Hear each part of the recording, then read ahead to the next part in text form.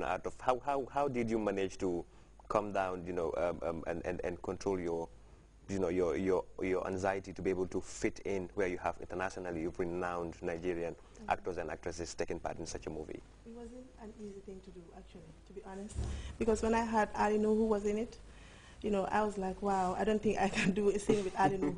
Yeah. And then we had one scene by the pool, in the pool actually, and it was it was amazing actually. But what happened? What happened? What happened was we had to do a kissing scene there. Okay.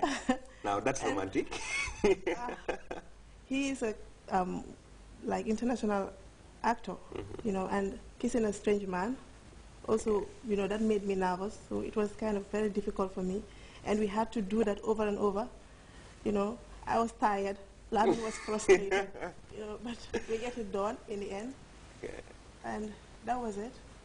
Yeah, but like in the movie, what was the most challenging scene to you? Is that I have to have this American accent. American accent. Yeah, and I am African.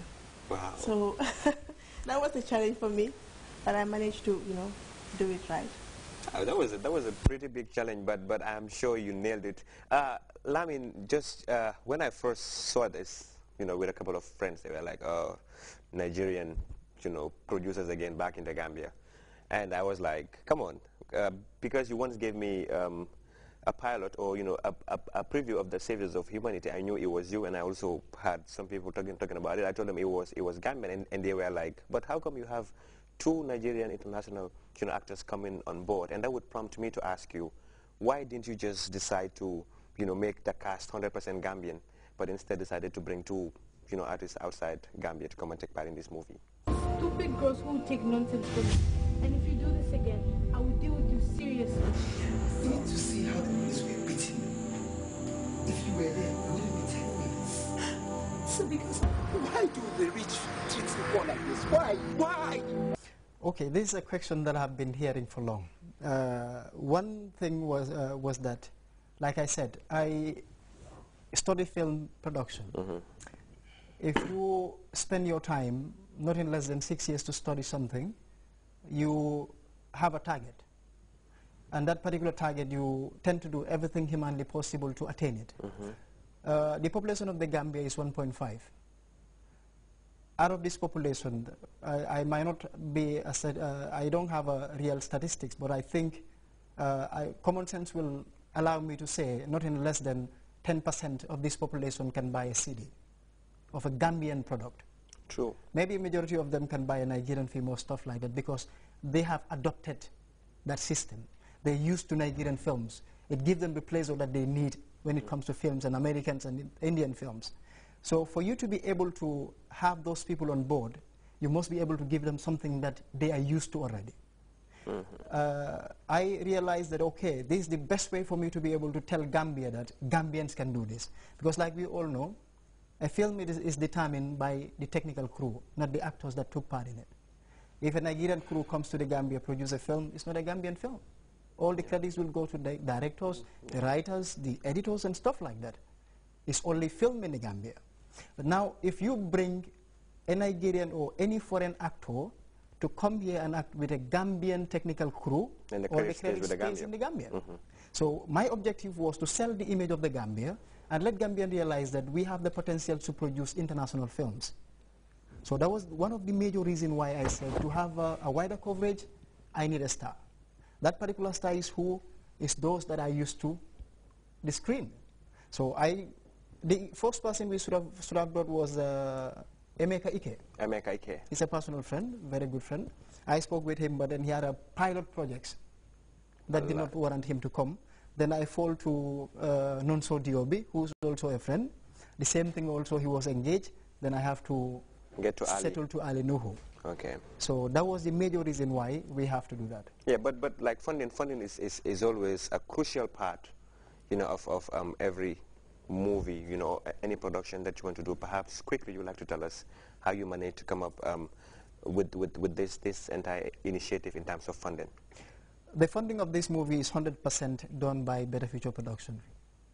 The only assistance that we have is people giving us access to their car, access to their compound, hotels and stuff like that. Okay. But then the technical, the monetary part of it is all done by Better Future Production. Okay. You're supposed to have, the world premiere launching of the Genesis of Love. Perhaps you'd like to, highlight more on this particular event. Yes, we are doing a launching of this movie on the 15th February 2013 at Sun Swing, which was Jarma, is it Beach Hotel? Yeah, Jarma Beach, yeah. We are urging every Gambian to come and see what we've done. Sophia, Sophia is coming. Don John, is coming to grace this premiere by the grace of the Almighty Allah. All arrangements are finalized with him. And we'll also have the two actors also, obviously. It is a tradition of film. Yeah, Famata, before we sign out, what do you have to say to the people who are watching? Well, I just want them to come to Sunswing Hotel on the 15th to see history, because this is the first time something like this has ever happened here. And I want everybody to know how good Lamin is as a director. He's super talented. And he just needs help, and motivation. So let them all come out. Thank you very much. I really can't wait to watch this. In fact, it's already attractive. The thing is, when you have a beautiful face, in front of a jacket, everyone is tempted to watch. I can't wait to watch. Anyway, thank you very much. That was all that we had for you on this edition of the Rendezvous segment. Of course, I have Lamin Kejane, who is the CEO of Better Future Productions, and of course, on my far right, Fatma Salah, who is one of the upcoming Gambian actors who also took part in the movie Genesis of Love. Tijan, back to you, and thank you very much. Well, viewers, you're still reminded that you're watching The Breakfast Show, coming to you from the Gambia Radio and Television Services. Always been a great pleasure to be here with you.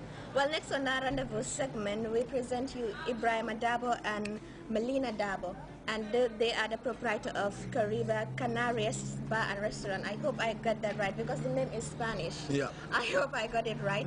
And in this interview with our able Ramatulai Jallo on the Rendezvous segment, they discussed with her very important details with regards to their work and how long they've been in the Gambia.